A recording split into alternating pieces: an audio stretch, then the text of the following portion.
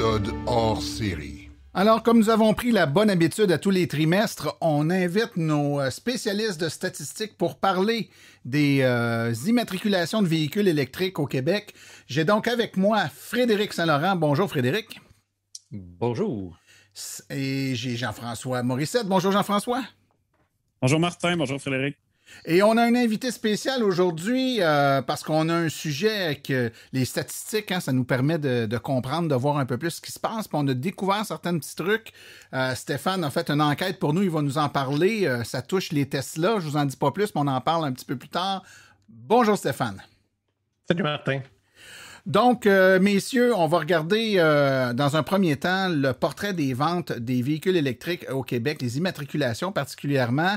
On parle du premier trimestre de 2021, donc janvier, février, mars. On est rendu au mois de mai. Il est un peu tard, mais il y a des raisons qui expliquent le petit retard qu'on a ce trimestre-ci. Frédéric, peux-tu nous en parler un petit peu? Ben, c'est ça, effectivement, on est tard et c'est pas qu'on a dormi à la tâche, justement. Je dirais qu'on a travaillé même un peu plus dur que d'habitude. C'est en analysant les statistiques, on s'est rendu compte qu'il y avait des phénomènes étranges. On a fait une couple d'analyses, de comparaison et on est venu qu'à découvrir, et ça a été confirmé par la SAC, qu'il nous manquait 682 Prius Prime pour le dernier relevé de la fin 2020 et il nous les manquait aussi dans le relevé qu'on venait de recevoir. Donc, il y a eu une couple d'aller-retour entre la SAC et nous, puis on est venu qu'à trier tout ça pour finalement avoir des chiffres qui devraient représenter très précisément la réalité.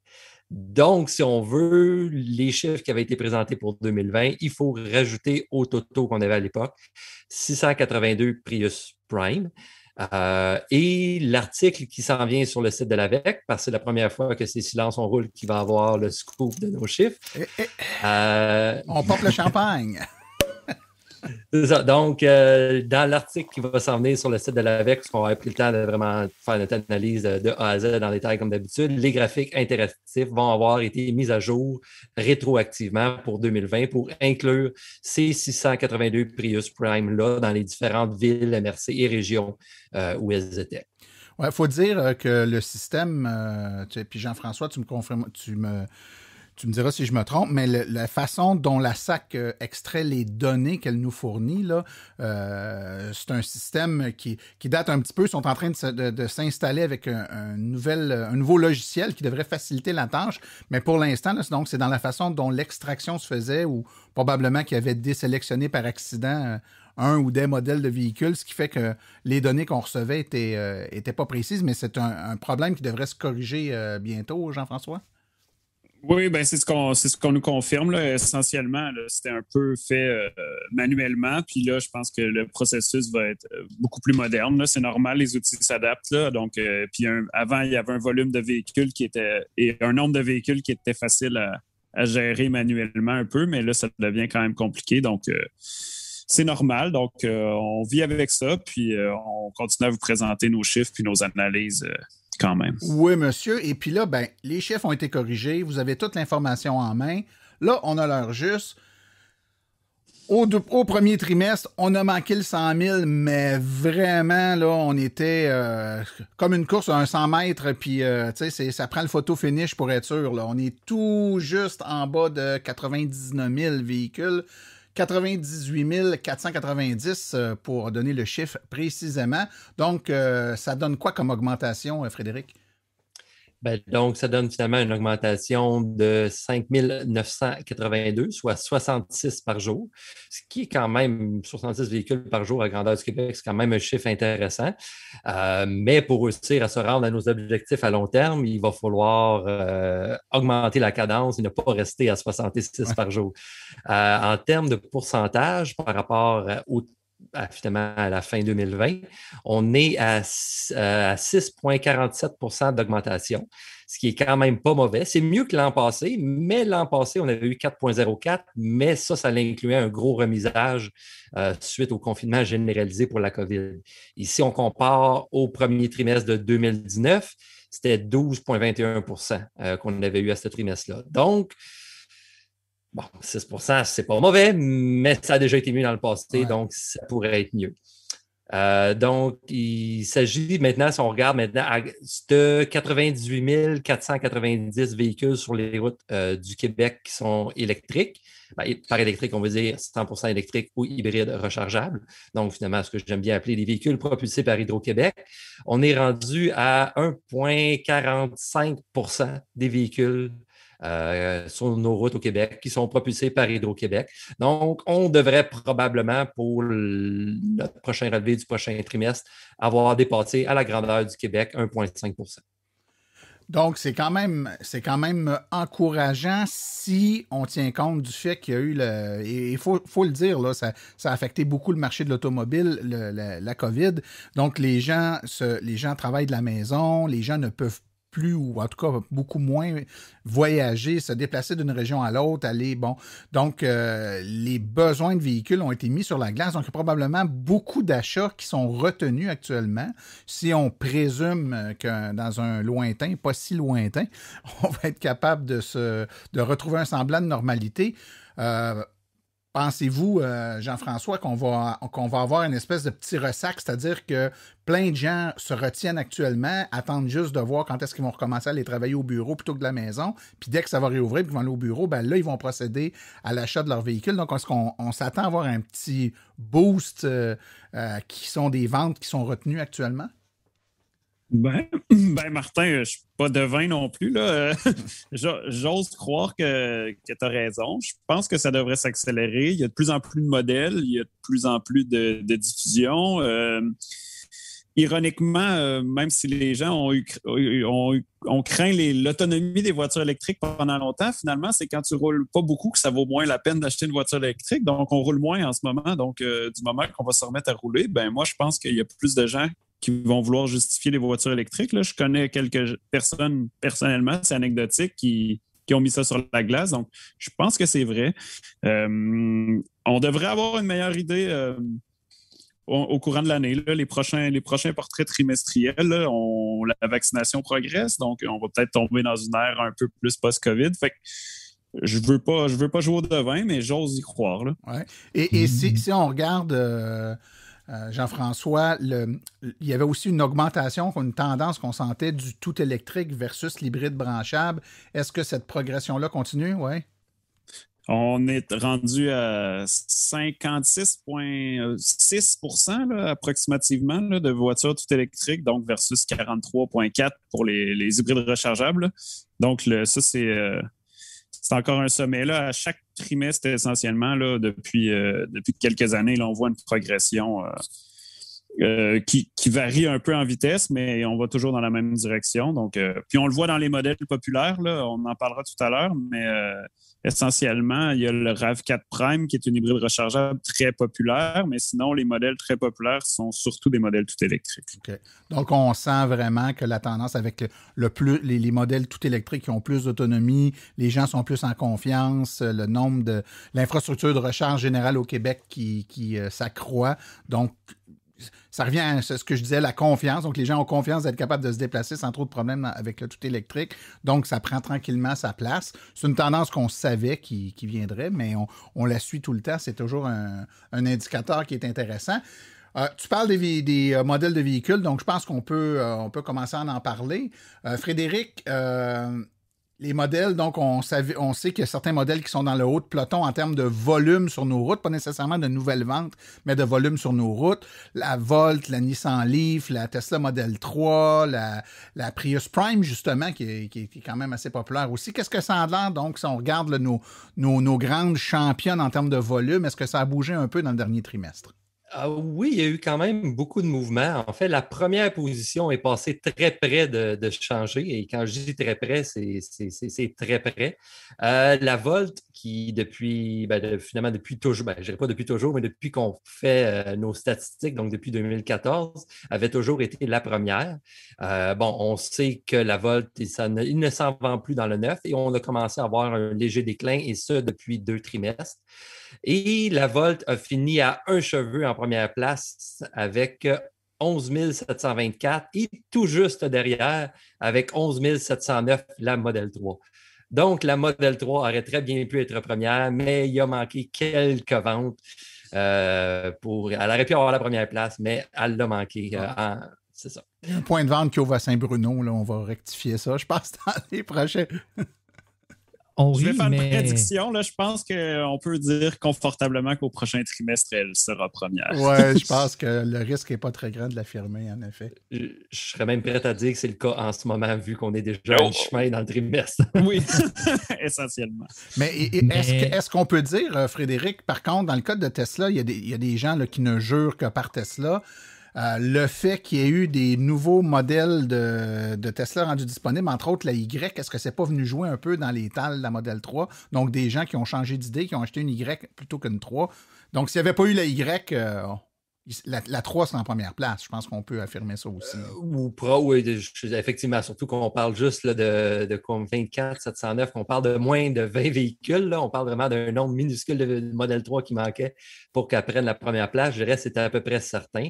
Surtout que, un peu comme disait Jean-François, de façon anecdotique, sur les médias sociaux, que ce soit Facebook ou à différentes places, on a vu plusieurs propriétaires de Model 3 qui s'en sont débarrassés pour aller chercher une Model Y à la place. C'est certain qu'il y en a. Puis bon, oui, ces Model 3-là se sont vendus. Ils se sont vendus où exactement? J'ai le feeling qu'on va en entendre parler tantôt. Mais c'est ça en gros. Donc, vraiment, ça a été par un cheveu et je suis certain que prochain trimestre, elle va être maintenant la grande première. Si je peux continuer là-dessus, Martin, la Model 3 dans ce trimestre-là a une progression de 500 là, net, mais c'est sa plus lente progression là, qu'on a vue depuis longtemps. Donc, c'est une belle progression, mais c'est plus lent que son rythme habituel.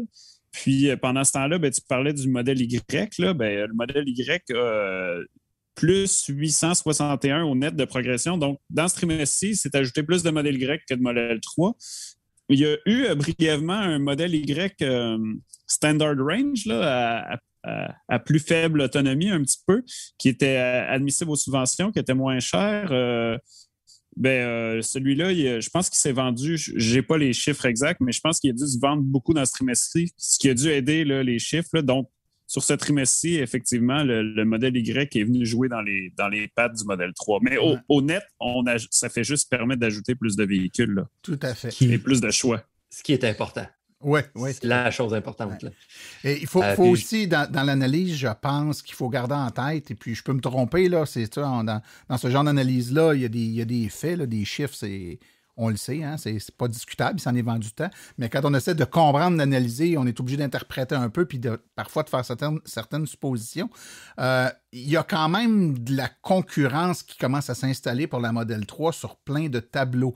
Le premier, aussi. Oui, hein, en termes, premièrement, de véhicules qui ont une plus grande autonomie, véhicules un peu plus gros, il commence à y en avoir, puis il y a des modèles de véhicules annoncés qui vont sortir cet été ou un peu plus tard à l'automne, qui ont des caractéristiques technologiques, d'autonomie, de vitesse de recharge, qui commencent dangereusement à être intéressants pour un paquet de monde qui n'était pas nécessairement des vendus Tesla, mais qui trouvaient intéressant certaines caractéristiques de Tesla, qui là se disent « Oh, je vais attendre de voir la Ioniq 5, qu'est-ce qu'elle va avoir de l'air, je vais attendre de voir la EV6, je vais attendre de voir la ID4. » Il y a plein de trucs qui s'en viennent qui pourrait aussi, je pense, ravir certains acheteurs de véhicules un peu plus technologiques, un peu plus performants, évidemment un peu plus dispendieux aussi. Donc, tout ça fait en sorte que je pense que ça peut ralentir un petit peu là, la progression de la Model 3. Quoi qu'il en soit, elle demeure une excellente voiture qui se démarque et on l'a dit, là, sans trop se tromper, on pense qu'elle va être en première place dans le prochain trimestre.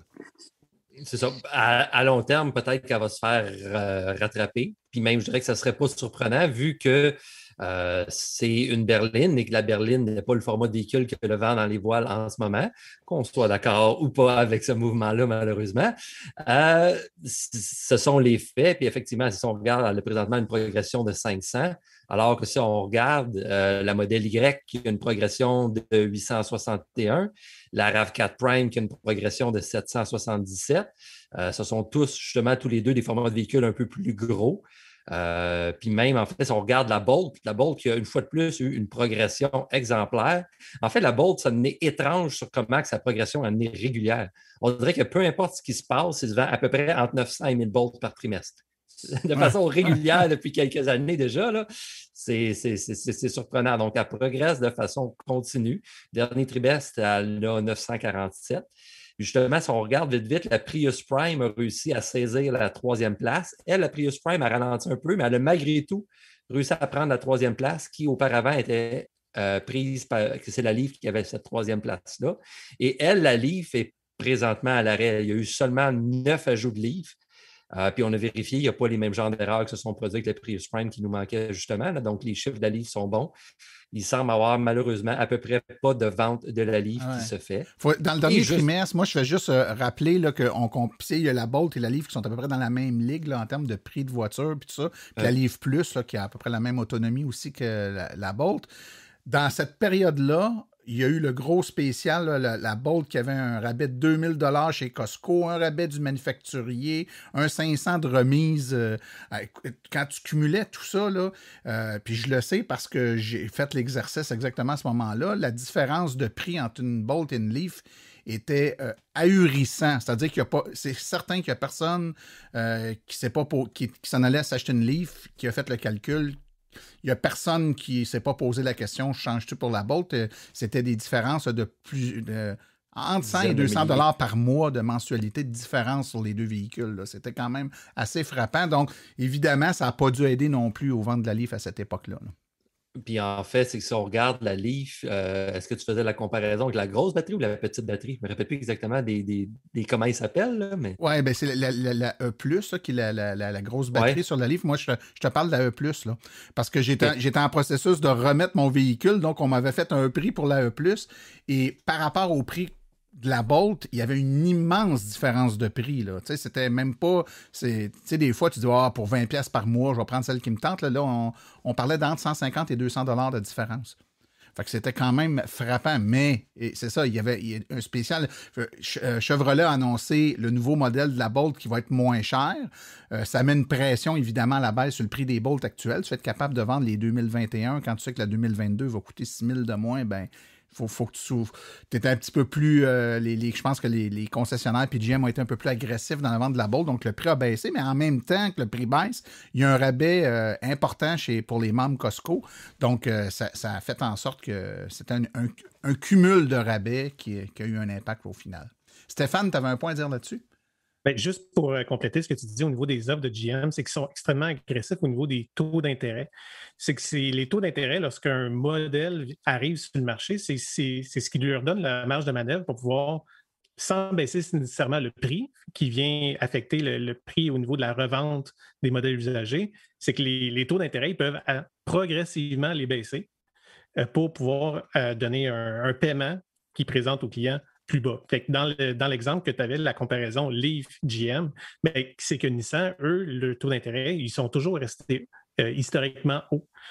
Donc, c'est ce qui permet à GM de pouvoir attirer beaucoup de clientèle. Ils ont beaucoup de volume, beaucoup de stock, on le sait, dans les concessionnaires, les unités sont disponibles.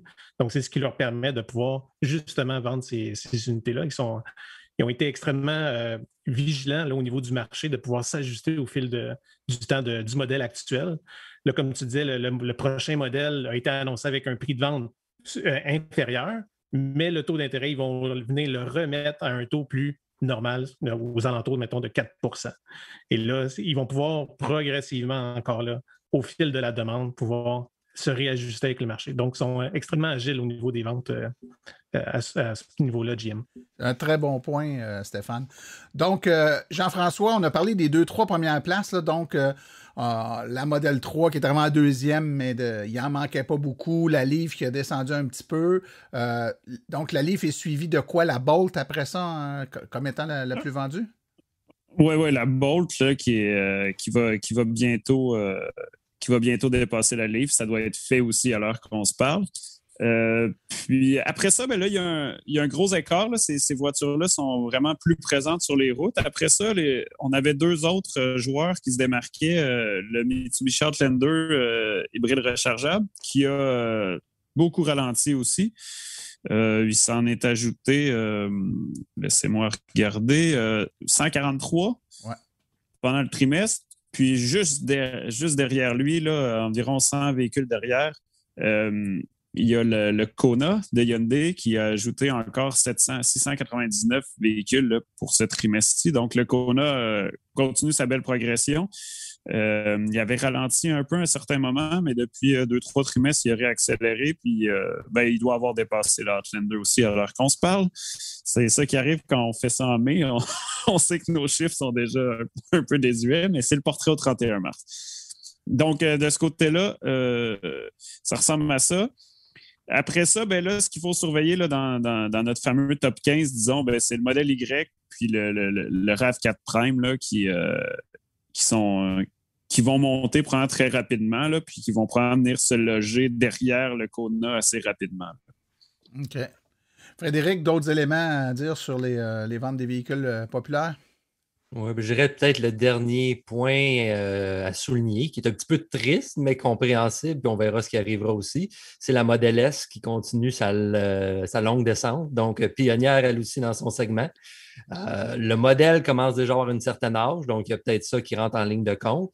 Plus, ce n'est pas un véhicule à la portée de toutes les bourses, donc on verra. Dernier trimestre, il n'y a pas eu aucune nouvelle Model S qui a été livrée par Tesla, ou peut-être quelques-unes livrées, mais à peine en grandeur du monde. Mais surtout, il n'y a pas eu de nouvelle fabriquée parce qu'il y a une nouvelle version qui s'en vient avec beaucoup d'améliorations qui devrait commencer à être livrée. Peut-être, ça serait surprenant ce trimestre-ci, mais probablement à coup sûr le prochain trimestre. Donc, peut-être quelques-unes vont s'en venir au Québec. Il y a toujours des plus petits joueurs, Frédéric, qu'on s'amuse à regarder un peu comment ils ont fait. Je pense entre autres à la e-tron qu'on commence à voir de plus en plus quand même. Moi, je peux te dire que j'en croise de plus en plus souvent. Elle se débrouille comment, la e-tron? En fait, je dirais, c'est ça. Il y a beaucoup de petits joueurs. Donc, j'ai été chercher, si on veut, les points, les modèles qui se démarquent un peu plus parmi les petits joueurs. Justement, l'iTron devient maintenant la modèle d'Audi électrifié. Par électrifié, je veux dire branchable aussi, là, pas les simples hybrides. Mais donc, justement, ça devient véhicule électrique de Audi qui est maintenant le plus populaire. Il y en a 37 qui s'est rajouté dans le trimestre pour atteindre maintenant un total de 346. On est loin des 11 000 de la Volt et de la Model 3, mais ce n'est pas non plus le même segment de véhicule. Il y avait la BMW i3 qui, elle aussi, est là depuis très longtemps, qui a toujours été présente, mais a rarement eu une très, très haute progression. Dernier trimestre, il y avait eu une descente un peu inexplicable. On se posait des questions. Mais là, il y a eu une hausse maintenant qui a commencé à se réobserver. Un petit plus 3. Donc, ce n'est pas une grosse augmentation, mais au moins, elle reprend du poil de la bête. Mais ça, je reste un peu triste. Il y avait eu l'initiative des taxis BYD qui était censée arriver au Québec, justement, qui était importé ici expressément pour le travail de taxi. Il y en avait eu 23 au maximum, puis là, il vient d'avoir une baisse de 2. Puis ça n'a pas augmenté vite.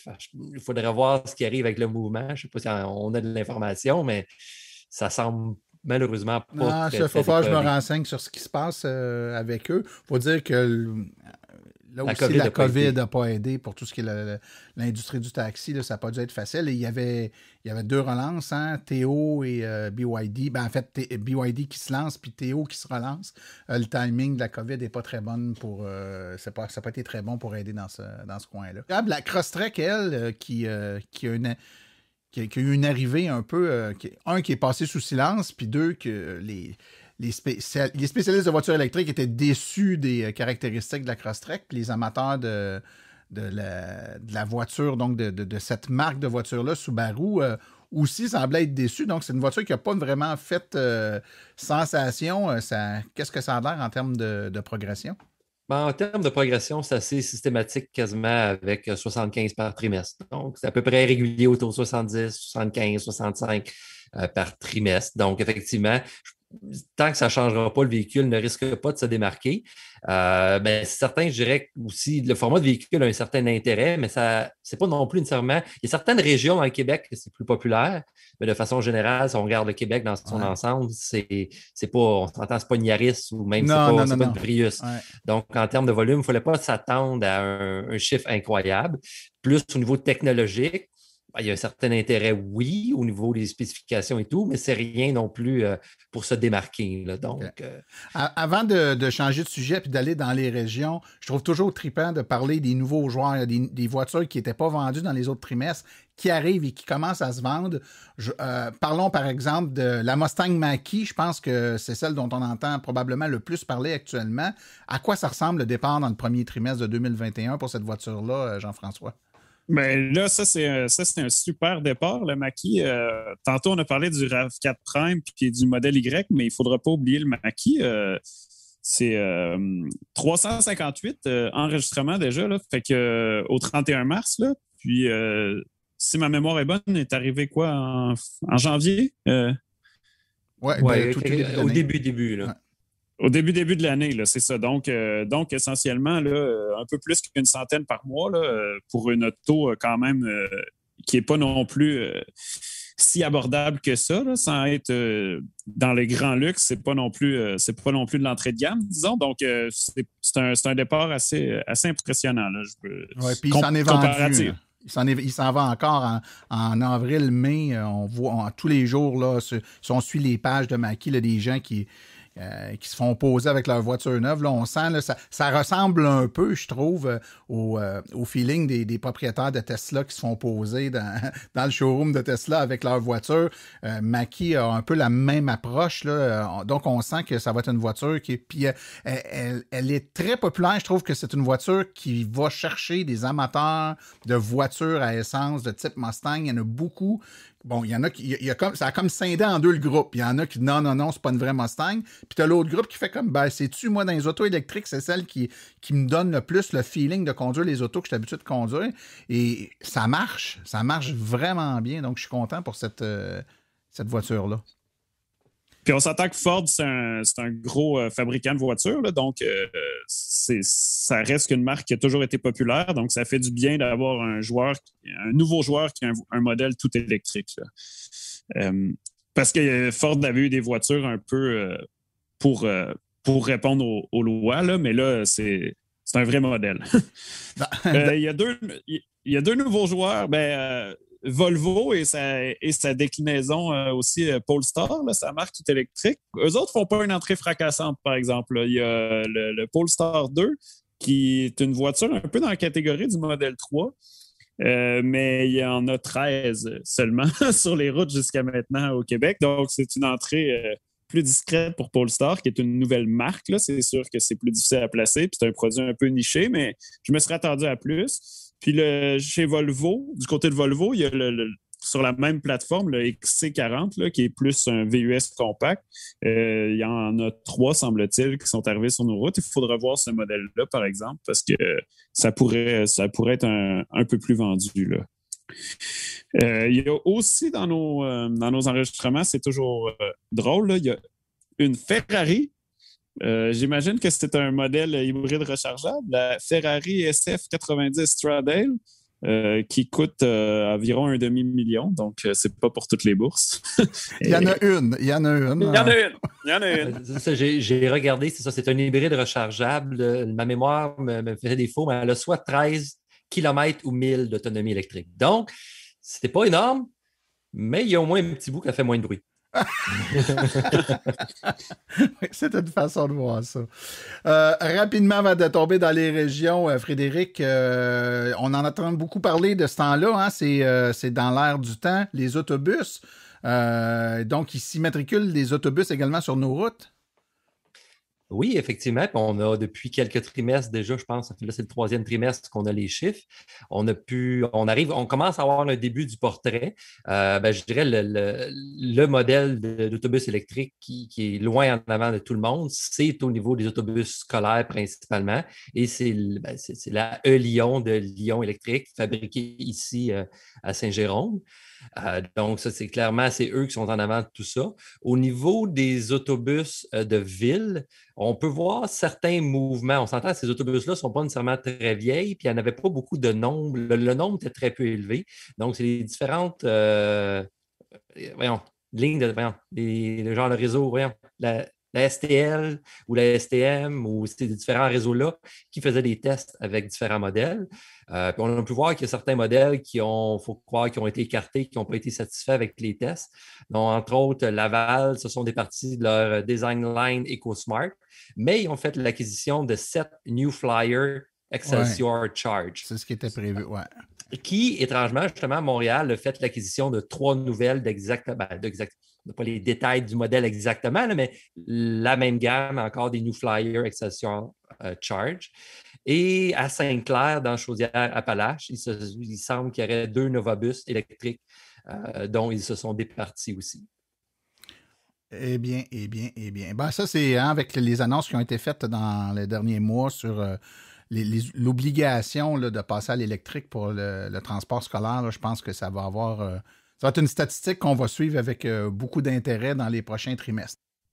Oui, puis moi j'ai hâte de voir j'ai hâte de voir côté camion aussi. Là, il n'y en a pas vraiment, mais ça va finir par décoller avec Lyon qui est rentré en bourse. Puis ça va être le fun à suivre aussi cette année. Puis l'année prochaine encore plus. Oh oui, avec beaucoup d'intérêt. Ne craignez pas, on va suivre ça de façon très, très, très précise dès leur arrivée sur les routes du Québec. Maintenant, on va y aller plus dans les régions et les villes. Allons-y par les régions. Donc, Jean-François, la Naudière est encore en première place, mais c'est une course qui ressemble... C'est très chaud, un peu comme la Model 3 puis la Volt tantôt dans les voitures. On vit la même chose avec la Naudière puis la Montérégie, là. Oui, bien la Naudière, c'est comme la Volt, là, c'est notre champion historique là, depuis qu'on tient les chiffres là, à peu près. Presque, en fait, là, depuis 2015 au moins, la Naudière était la région qui avait le meilleur taux de pénétration là, des voitures électriques dans la flotte totale de véhicules. Les deux sont au-dessus du 2 % là, estimé de voitures électriques. Mais vous voyez, la Naudière est à 2.032 versus 2.026. Il faut aller, là, on peut même pas arrondir le centième. Il faut aller au 3e décimal pour voir la différence. Donc, la Montérégie a une augmentation un petit peu plus rapide, là, où la Naudière ralentit un peu. Je ne sais pas comment on peut le regarder, mais on s'entend qu'on aura peut-être un nouveau champion. Mais ça va peut-être s'échanger. Là, on a plusieurs régions qui s'amusent à échanger de place depuis longtemps. Fait que la Naudière a de la compétition maintenant. Après ça, on a une compétition historique aussi entre Laval et l'Estrie depuis toujours. On a un team Laval ici avec Frédéric. Oui, Frédéric qui essaie de vendre. Martin et moi, on est dans le team Montérégie. Vous voyez l'impact qu'on a, mais Frédéric est dans le team Laval, puis il semble-t-il qu'il va peut-être réussir à dépasser l'Estrie. Là. Fait que on va regarder ça. C'est 1,791, 1,794 %. Là, c'est très chaud. Fait que c'est des régions qui, cette année, vont peut-être atteindre le 2 % de la flotte aussi. Là. J'espère que Laval va réussir à prendre sa place, mais historiquement, à chaque fois qu'elle est arrivée à un cheveu, elle a ralenti par après. On va pouvoir voir le prochain trimestre si la tendance se maintient de juste faire la gasse et redescendre. Là. On va voir ce qu'on est capable de faire. Écoute, tu as du travail à faire. Oui, lâche pas ton bon travail. On va l'avoir. Go, Laval. Ensuite, Montréal, toujours en avance sur la région de Québec, la capitale nationale. Ça ne change pas, Frédéric? Effectivement. Disons, le dernier trimestre, il avait pris une avance, je dirais, non négligeable. Puis là, l'avance s'est consolidée légèrement. Puis justement, dans la catégorie aussi des luttes chaudes dans 2 régions, il y a 2 autres régions qui se suivaient depuis très, très longtemps et qui continuent de se suivre, c'est-à-dire le centre du Québec et la Mauricie. Le centre du Québec est à 1,239 et la Mauricie est à 1,237 %. Donc, c'est encore plus chaud que la Naudière et la Montérégie. Il y a un auto qui se vend là, puis ça change. Là, la population est plus basse, donc effectivement, c'est à peine exagéré. Oui, exactement. Mais là, on parle de région, messieurs, on y va plus sur les villes. Notre championne au dernier trimestre en termes de pourcentage de véhicules électriques, en termes de villes, c'était sur la rive sud de Montréal, la ville de Saint-Lambert. Est-ce que c'est toujours le cas? C'est toujours le cas, même plus que jamais. Saint-Lambert est à 4,15 là, si on arrondit % de sa flotte. Là. Donc, si vous vous souvenez, en ouverture d'émission, Frédéric a dit qu'on va atteindre bientôt le 1,5 % là, pour le Québec au complet. Là. Donc, on est presque à 3 fois le taux de pénétration là, du Québec là, à Saint-Lambert. Là. C'est très élevé. Si on regarde la deuxième place, c'est aussi sur la Rive-Sud en Montérégie. Vous voyez, la Montérégie est partout. Saint-Bruno de Montarville est à 3,76 %. Là. Donc, il y a même un écart significatif là, entre Saint-Lambert et les autres villes. Après ça, il y en a plusieurs qui suivent, là, notamment Rosemère, Bromont, Saint-Hilaire. Saint-Hilaire. Donc, c'est des villes dans lesquelles le taux de pénétration là, est en haut de 3,5, même 3,5 %. Oui, bien là, on est rendu avec au moins 15 villes là, au-dessus de 3 %. Là. Ça, c'est au moins 2 fois le Québec. Là. Donc, effectivement, puis c'est beaucoup, ça demeure beaucoup des villes de la couronne nord, couronne sud de Montréal, là, plus quelques petites municipalités des cantons de l'Est. Puis il y a Chelsea. Chelsea, ça, c'est en Outaouais aussi, là, puis qui apparaît dans ce classement-là. Mais sinon, on voyait des Candiac, des Vaudreuil, des Boucherville, etc. OK. Excellent. Messieurs, le temps file, mais je veux vraiment qu'on prenne aujourd'hui un temps pour parler là, d'un phénomène. Et c'est pour ça qu'on a notre ami Stéphane Levert, de la chronique Rouler vert sur...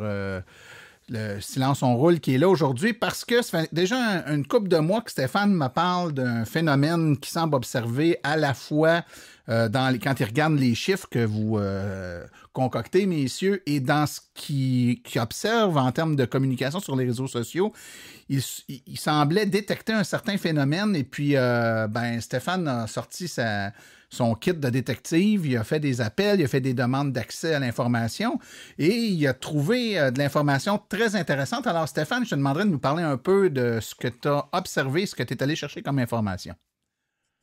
Ben oui, c'est ça, Martin. Je me suis déguisé en journaliste d'enquête. Peut-être que la facture UGE va pouvoir te contacter pour emprunter mes services bientôt. On va te louer, mais tu coûtes cher. Tu coûtes très cher.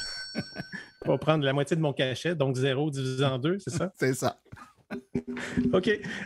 Donc, c'est ça, Martin. Écoute, moi, je suis un grand fan de ce que Fred et Jean-François font. À chaque trimestre, je suis un des fidèles auditeurs de leurs statistiques. Fait que en écoutant au fil du temps les chroniques des publications des statistiques, ce que je me suis toujours dit, c'est qu'on voit toujours la progression d'un certain modèle de la flotte électrique du Québec dans son ensemble. Mais au niveau détail, en dessous de ça, j'ai comme perçu qu'il y a un certain phénomènes qui peuvent arriver, comme dans le cas qui nous intéresse, celui lequel j'ai mis ma loupe dessus, c'est la Tesla Model 3. Donc, ce que j'ai constaté surtout sur les réseaux sociaux, c'est que souvent les gens mettaient en vente leur véhicule, par exemple, puis là, au fil des discussions, tu voyais les commentaires, il y a beaucoup de gens qui parlaient « va la mettre en vente en Ontario, va la mettre en vente en Ontario, contactez-moi en privé », tout ça. Fait que là, ce que j'ai cru comprendre, c'est qu'il y a vraiment un marché d'exportation vers surtout l'Ontario, là, parce que c'est la province voisine, évidemment. Donc, j'ai essayé de comprendre c'était quoi le pattern et puis le pourquoi. Donc, ce qu'on peut tout de suite informer les gens, c'est qu'évidemment, la subvention fédérale de 5 000, c'est fédéral, donc c'est le Canada au grand complet. Mais la subvention provinciale que le modèle Standard Range Plus, la Tesla Model 3, a droit accessible ici au Québec. Donc, c'est 8 000 $. C'est un 8 000 $ de subvention qu'on reçoit au Québec que les Ontariens n'ont pas. Les Ontariens, je vous le rappelle, il y avait une subvention provinciale de 14 000 $ et lorsque le premier ministre Ford est arrivé en poste, il a aboli cette subvention-là. Donc là, en Ontario, ils ont juste le 5 000 alors que nous, ici, pour une SR+, on a le 5 000 plus 8 000 $. Exactement. Fait, mettons, si on fait un chiffron là, au net, quelqu'un qui s'achète un Tesla Model 3 Standard Range Plus au Québec, grosso modo, 45 000 $ taxes et subventions incluses. Donc, ce que ça fait, c'est que c'est un prix qui est 8 000 ou à peu près moins cher qu'une neuve en Ontario. Donc, ce que ça fait, c'est que 12 mois plus tard, mettons si on se projette 12 mois suite à l'acquisition de la voiture de la personne, c'est que cette voiture-là, il peut la prendre et la revendre exactement au même prix qu'il l'avait acheté à l'origine et avoir exactement le même montant. Donc, pour les Ontariens, au niveau de l'acquisition, pour eux autres, c'est super intéressant parce qu'eux autres peuvent acquérir un véhicule, mettons, grosso modo, 8 000 de moins qu'une neuve avec seulement 12 mois d'usure. C'est presque neuf, on s'entend. Donc là, ce que la personne fait, c'est qu'au net, 12 mois plus tard, peut revendre le véhicule au même prix qu'il l'a acquis. Donc, le 8 000, le gouvernement du Québec va l'avoir, en d'autres mots, gaspillé. Donc là, ça, c'est le phénomène que j'ai constaté. Puis là, j'ai voulu le chiffrer, le quantifier. Est-ce que c'est 5 ou 6 pendant l'année? Je ne le savais pas. Est-ce que c'est plus gros qu'on pensait? Donc, c'est là que j'ai fait, comme tu dis, la demande d'accès à l'information et j'ai pu obtenir ces données-là que les statistiques de l'AVEQ, on ne peut pas constater ce phénomène-là. OK. Très, très, très intéressant. Donc, jusque-là, ce qu'on comprend, c'est que si moi, je m'achète une voiture ici, une Tesla Model 3, le 8 000 de subvention me donne une marge de jeu qui fait que je vais être capable de la revendre à peu près le même prix que je l'ai payé. Puis pour un Ontarien, lui, ça représente un rabais en fonction du kilométrage que j'ai fait. Mettons que je ne l'ai pas utilisé tant que ça. Ben lui, il s'achète une voiture presque pas usagée pour moins cher. Et moi, ben je rentre dans mon argent. J'ai roulé en Tesla pendant 1 an puis ça m'a pratiquement rien coûté. Exactement. Donc, le Québec se ramasse à financer des véhicules électriques sur les routes de l'Ontario. Donc, pour en revenir aux chiffres que j'ai pu obtenir, ce que la SAC a pu être en mesure de me donner, c'est le nombre de véhicules immatriculés de Tesla Model 3 dans le cas que j'ai demandé.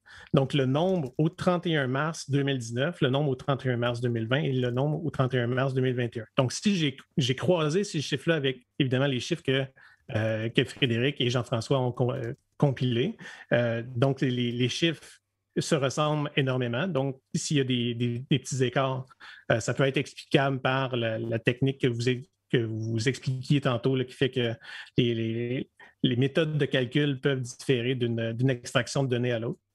Mais c'est surtout qu'ils ont ajouté une ligne en disant combien ont été ajoutés entre les deux périodes et combien ont été retirés. Fait que là, ils ont vraiment été au niveau du numéro d'identification du véhicule, du VIN, comme on pourrait dire. Donc, ils ont été capables d'identifier combien ont rajouté et combien ont retiré, qui donne l'ajout au net. Et une donnée de plus que j'ai demandé, c'est combien ont été impliqués dans des accidents. Donc, ils ont été capables de me donner tous ces chiffres-là. Donc, pour vous donner une idée, entre le 31 mars 2019 et le 31 mars 2020, il y a eu 5 758 ajouts et 53 retraits. Donc, on peut dire que dans une année dite normale, c'est évidemment normal qu'il y ait des véhicules qui soient perdus, soit par le phénomène qui nous intéresse ou par des accidents ou quoi que ce soit, ou par exemple quelqu'un qui donne son véhicule en échange. Dans le laps de temps que le concessionnaire revend le véhicule, évidemment, il n'apparaît plus au niveau des statistiques d'immatriculation. Le véhicule n'est plus immatriculé à ce moment-là. Donc, 53 retraits dans un laps de temps d'1 an, on peut se dire que c'est dans les données normales. Ce qui est vraiment intéressant, c'est dans la dernière année, donc de 2020, 31 mars 2020 à 31 mars 2021, 4 439 ajouts entre les deux périodes et 432 retraits. Donc là, on a plus que 8 fois la différence, le nombre de retraits qu'on avait au 31 mars 2020. Donc oui, la population, comme on pourrait dire, de Tesla Model 3 a augmenté, c'est normal. Il y a eu moins d'ajouts, mais de là à dire qu'il y a eu 8 fois plus de retraits, c'est qu'il y a vraiment quelque chose qui se passe. Okay. Et là, bien évidemment, des retraits, il y a plusieurs raisons qui peuvent justifier des retraits. Je peux avoir un accident puis scraper ma Model 3 puis ça va être un retrait, évidemment. Je peux passer ma Model 3 dans un échange, par exemple, lorsque j'achète un véhicule chez un concessionnaire, le véhicule va être désimmatriculé pendant un bout de temps en attendant qu'il soit revendu. Donc, ce véhicule-là est considéré comme étant un retrait aussi. Mais le nombre qui a été désimmatriculé est beaucoup trop grand pour que ce soit justifié uniquement par ces phénomènes-là, en fait. C'est exact. Il faut se rappeler, 31 mars 2020, c'est le début de la COVID, confinement, les gens roulaient moins de nature. Donc, les gens qui roulent moins causent moins d'accidents. Il faut même se rappeler que les compagnies d'assurance donnaient un rabais pour justement donner des ristournes aux gens qui assuraient leurs assurances chez eux, justement par rapport au fait qu'on était en confinement et que les gens roulaient moins. Donc, de dire qu'on a passé de 53 à 432 retraits, ça ne peut pas être expliqué exclusivement par des accidents, surtout dans une année comme qu'on vient de connaître. Donc, ce que j'ai fait, l'exercice que j'ai fait, c'est très simple, c'est de dire, je prends tous les retraits que j'ai eus pendant mes 2 dernières années, à ça, j'enlève la moitié de tous les véhicules qui ont été impliqués dans des accidents. Donc, pendant toute la période des 2 années que j'ai demandé, donc du 31 mars 2019 au 31 mars 2021, pendant ces 2 années-là, la SAC a déclaré qu'il y a eu 248 véhicules Tesla Model 3 impliqués dans des accidents. Si je prends la moitié de ces accidents-là, puis je les déclare comme étant perte totale, je n'ai pas malheureusement cette granularité-là. Mais si je me donne une période, mettons une zone tampon pour dire on est secure, puis on prend un worst case, on dit la moitié a été déclarée perte totale, on arrive quand même à 361 véhicules qu'on a perdus pendant ces 2 années-là, qui représentent, si on prend notre 8 000 encore là de subvention, une somme quand même considérable de 2,9 millions qu'on peut dire qu'on a perdu là, au niveau québécois. Là. C'est sûr qu'en termes de vertu pour dire les véhicules électriques, on en a plus sur les routes, peu importe où est-ce qu'ils sont situés, c'est bon, mais c'est quand même de l'argent, selon moi, qu'on pourrait mieux investir là, au niveau de l'électrification du transport au Québec. C'est du détournement de subventions. Ça ressemble un peu à ça. En même temps, tu sais, c'est ça. On peut pas présumer, j'imagine que tout le monde qui fait ça, c'est pas toujours mal intentionné. C'est-à-dire que je pourrais avoir, moi, une Tesla Model 3 SR+ à vendre, puis il y a quelqu'un qui regarde le site où je l'annonce, puis il vient en Ontario, puis il me propose de l'acheter. Donc, techniquement, c'est pas nécessairement mal intentionné, mais on voit quand même passer sur les réseaux sociaux des communications qui nous portent à croire que certaines personnes sont en train de s'en développer une spécialité, là. Exactement. Tu sais, c'est sûr que quelqu'un qui passe son véhicule en échange, par exemple, là, il y a eu plusieurs phénomènes dans la dernière année que j'ai pu identifier qui peut expliquer pourquoi il y a eu tant de personnes qui ont soit passé leur véhicule en échange, leur Tesla Model 3 Standard Range Plus, au 31 mars 2020, si je me souviens bien, il y a eu l'abaissement du plafond qui faisait que c'était justement seulement les Standard Range Plus qui étaient admissibles aux 8000. Avant ça, même une performance ou une long range était admissible. Fait qu'il y a beaucoup de gens qui en ont profité pour échanger leur Standard Range Plus pour avoir une long range ou une performance. Et à ce moment-là, c'est sûr que cette personne-là n'a pas de regard sur qu'est-ce que, par exemple, Tesla fait avec son véhicule. On a vu beaucoup ce phénomène-là que Tesla, à Montréal, prenait les véhicules, les amenait et les vendait à Toronto. Donc, évidemment, on ne peut pas blâmer personne à ce niveau-là. C'est sûr qu'après ça, quand tu les mets mets ton véhicule sur les petites annonces, sur Marketplace, sur Kijiji ou quoi que ce soit, puis il y a quelqu'un de l'Ontario qui vient te solliciter pour acheter ton véhicule, on ne peut pas vraiment en vouloir à la personne de vouloir la vendre au prix qui la demande.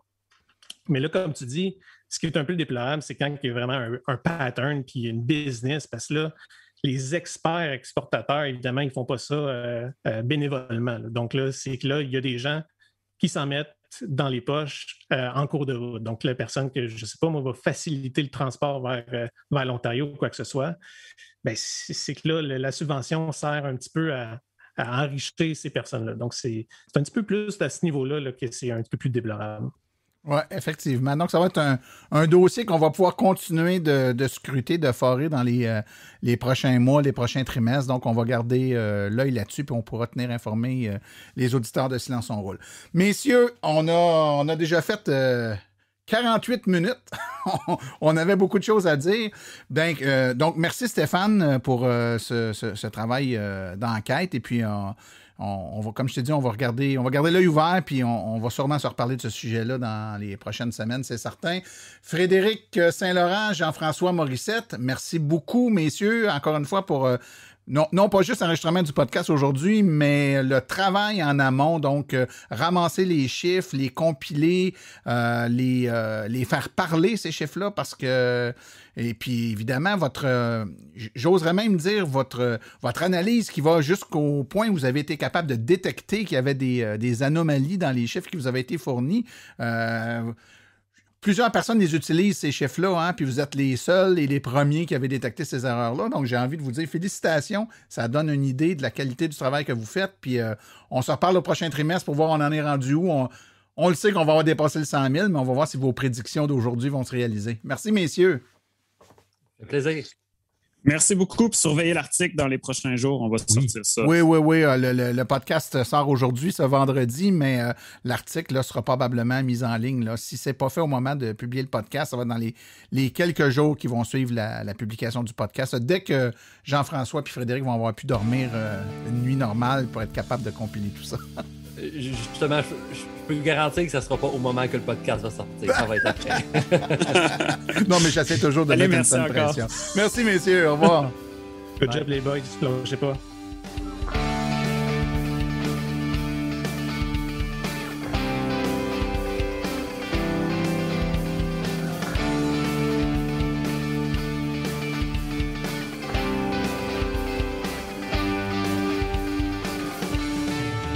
Épisode hors série.